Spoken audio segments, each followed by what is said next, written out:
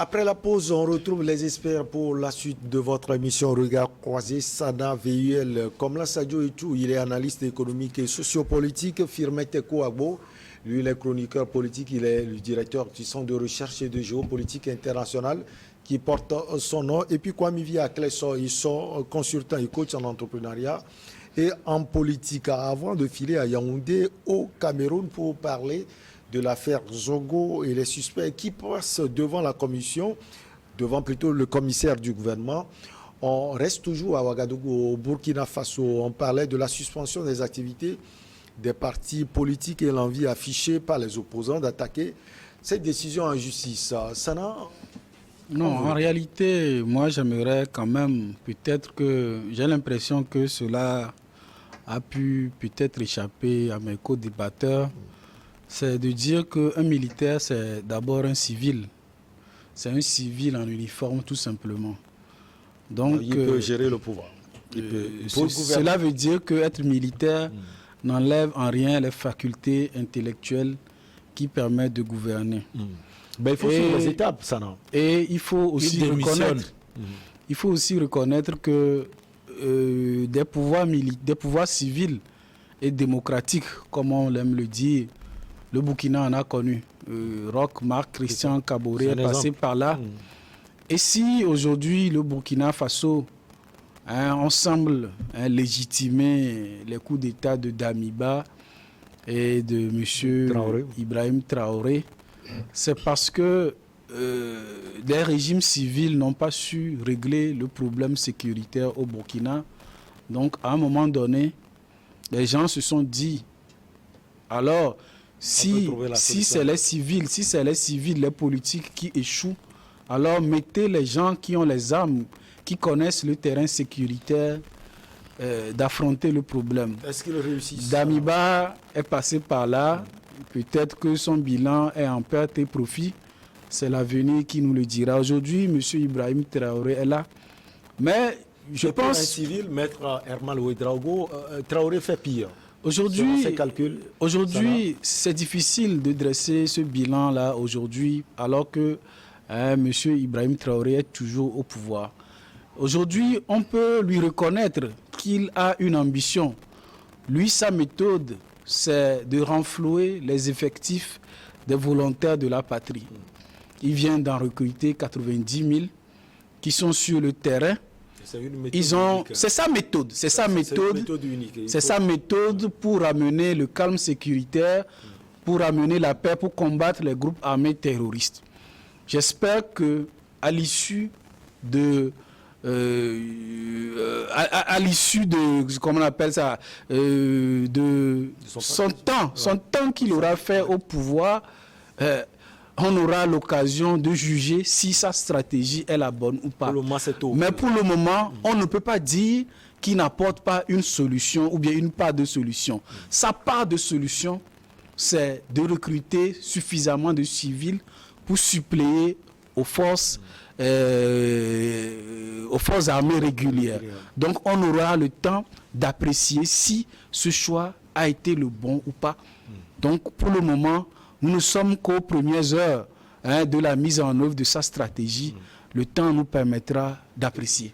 Alors Firmin voulait aussi glisser un mot avant qu'on nous file au pays de Paul Biya. Oui, Sana Sadio a dit qu'il a fait une analyse dans laquelle il a susurré que peut-être que les civils ont déçu ou les civils auraient déçu. Vous savez, le pays là, celui-là le civil sous le terrorisme, c'est Roch Marc Christian Kaboré. Roch Christian Kaboré, on lui a donné combien de temps? Je pense que ce sont les militaires plutôt qui ont... Il a fait un mandat. Il a commencé le second mandat, Firmin. Le second mandat, il a commencé le second mandat. Qui lui a permis de faire un second mandat? Ce sont les Burkinabés eux-mêmes. C'est là où les Burkinabés que je juge tellement intègres, je n'arrive plus à comprendre leur comportement. Parce que pourquoi ils n'ont pas sanctionné tout de suite Marc Christian Kaboré dans les urnes? Ils devraient le sanctionner. Même les militaires là, qui ont cautionné son second mandat devraient en quelque sorte devait tout d'abord lui dire, monsieur, on ne veut plus de vous parce que vous n'arrivez pas à gérer la question sécuritaire. Les militaires, ils ont été au pouvoir. L'ancien président Blaise Compaoré, il a fait 28 ans au pouvoir. On avait une transition. Après, il y a encore ces militaires-là. Je pense il n'y avait pas de menace terroriste sous... Il n'a pas, parce qu'il a pu gérer, c'était le contexte. Et puis, il était... moi, qu'on dise... il faisait l'affaire. Hein. Il faisait l'affaire. Il avait une certaine tactique, une certaine stratégie. Mais ceux-là qui sont venus après lui ont tout détruit. C'est pour cela qu'il a du mal. Maintenant, ce que moi, je dénonce, c'est-à-dire, c'est tellement simple. Avec les coups d'État répétés, on ne pourrait pas aller loin. Quand les gens ont en sens Thomas Sankara, coach Essol l'a dit tout à l'heure, Thomas Sankara, c'est quelqu'un qui a fait un coup d'État. Donc, quel idéal ils ont à nous insulter l'idée aujourd'hui? portée par Thomas Sankara était unique. Donc, il faut faire des coups d'État, il faut tuer les des gens. Les Africains se retrouvaient dans tout ce que Thomas Sankara disait à l'époque. Non, il faut faire coup d'État. Donc, on va applaudir les coups d'État. On va sacraliser les coups d'État maintenant. On va sacraliser les coups d'État. Non, on ne peut pas sacraliser les coups d'État. Thomas Sankara, ce n'était qu'une idée. Je ne parle pas de coups d'État. Je rappelle qu'il a fait 2 coups d'État.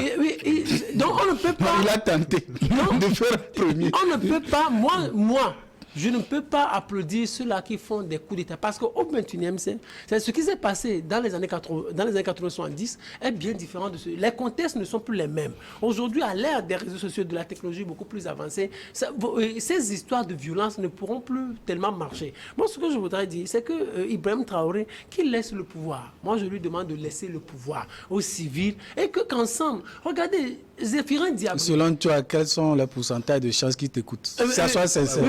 Zéphirin Diabré, ancien chef de file de l'opposition. C'est ministre de Roch Marc.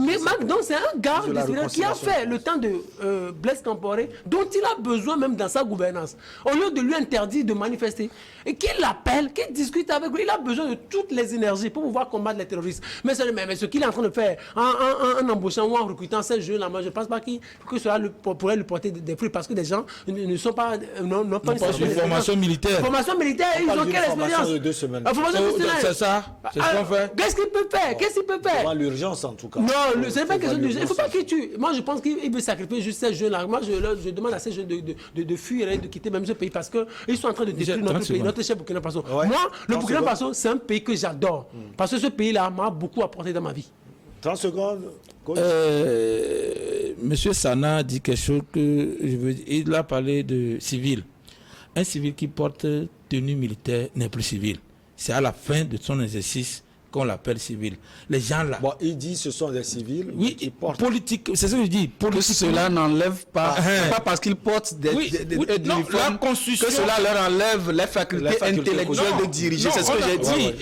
Quand la faculté intellectuelle dont parle Sana là, c'est la gouvernance du pouvoir. Voilà. Donc, la Constitution burkinabé dit que pour gouverner, ce sont les civils. Donc, une fois que la Constitution dit ça, il faut respecter ça. Ça veut dire qu'on connaît. Le Burkina Faso a connu plus de dirigeants militaires que civils. Quand on fait bilan, c'est plutôt les militaires qui ont échoué. Parce qu'ils n'ont pas pu redresser le pays durant tant d'années et que les civils ont fait. On n'a qu'à voir l'exemple. Quand Blaise Compaoré, au moins, lui a été honnête, il a enlevé...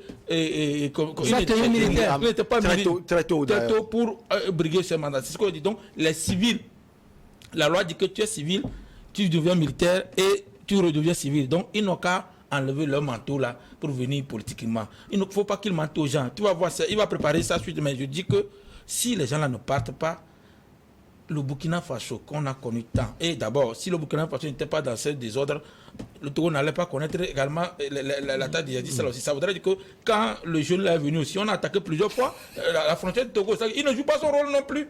Vous voyez? Il ne joue pas. Si quand lui était venu, on a eu 0 attaque, on pourrait dire qu'il travaille. Mais qu'il est venu. Mais les attaques se multiplient. Ça persiste encore. Finalement, il veut s'attaquer au peu là. Et c'est dangereux. Ils n'ont qu'à changer cette mentalité. Et chaque population, il y a les peuples dans presque chaque trois pays là-bas qui essaient de contrôler ces choses pour que le Burkina Faso soit un pays paisible. Allez, on va filer au Cameroun dans l'affaire de l'assassinat brutal du célèbre journaliste Martinez Zongo. Une vingtaine de suspects ont été conduits devant le commissaire du gouvernement au tribunal militaire de Yaoundé, la capitale, pour une étape cruciale dans la procédure. L'audition devant le commissaire du gouvernement doit déterminer l'inculpation définitive des suspects dans cette affaire. On va écouter certains Camerounais et on revient pour les analyses. De toute façon, nous gardons de l'espoir. On sait que les choses vont se savoir. Nous, on est au quartier, on ne sait rien. Mais on fait confiance à la justice qui est devant toute cette affaire. Donc c'est la justice qui va vraiment nous démontrer qui sont les assassins de Martinez. Aujourd'hui, la vérité peut-être est en train de sortir. Mais seulement les arrestations qui sont en train de se dérouler, quand on voit un peu l'ambiance au quartier, les gens sont un peu contents du fait qu'il y a quand même quelques noms qui sortent. Donc on espère que la justice va faire son travail et on saura vraiment qui a pu faire ça à notre frère. Alors, quand on écoute Joseph Riui et Emmanuel et Kanga, tout ce qu'ils disent, c'est qu'ils sont suspendus à la décision de la justice, espérant que la justice puisse faire son travail, coach, et son Kwame Agressor. Pour le moment, c'est vrai que la justice est en train de faire son boulot. Mais n'oublions pas qu'il y a la présomption d'innocence. Ce sont que des suspects. Ouais. On n'a pas dit que... C'est parce que quand vous écoutez leur déclaration, c'est comme si on attrapait les suspects. Alors que les gens là, on peut soit les libérer, parce qu'on n'a pas de pro, on peut les mettre... Il y a certains qui ont été libérés.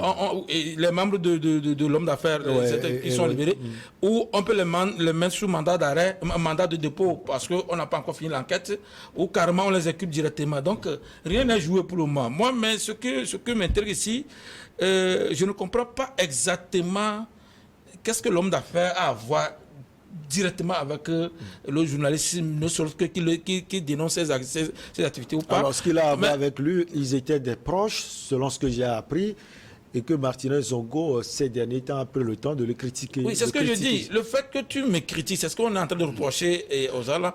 Et souvent, ce n'est pas les hommes d'affaires qui mettent fin à la vie des gens, c'est le pouvoir qui n'aime pas qu'on le critique en Afrique. Et en plus de cela, il y a un commissaire divisionnaire qui est dans le lot. C'est-à-dire que je voudrais comprendre réellement les 20 personnes, je pense que c'est 20, non, qu'on a, c'est 20 personnes. Qu'on a pris pour le moment. Même si je peux avoir problème avec Firmin, mais je ne vais pas aller jusqu'à atteindre sa vie. Non seulement ce que je fais, il dénonce que c'est bien, c'est la chute de juger. Donc, je me dis que les gens ne mettent pas la charrue devant les bœufs pour qu'ils comprennent que pour le moment... Vous voyez une affaire politique peut-être, parce que pour des analyses également, c'est la lutte des clans autour du président Paul Biya qui se joue. C'est pourquoi je dis Paul Biya. Pourquoi on ne peut pas dire que ce maître a été commandité par Paul Biya lui-même? Parce que le journaliste n'est pas tendre non plus avec le pouvoir. Donc pourquoi on ne peut pas dire... Et en plus, ce n'est pas un militaire qui est tué. Moi, c'est là où je dis que pourquoi c'est la justice militaire qui intervient. C'est un journaliste qui est tué. Ça veut dire que c'est comment dire, on laisse la justice... je ne vais pas dire civile parce que le pénal aussi mêle tout. Bon, disons que c'est la justice civile, mais on devait laisser la justice. On constitue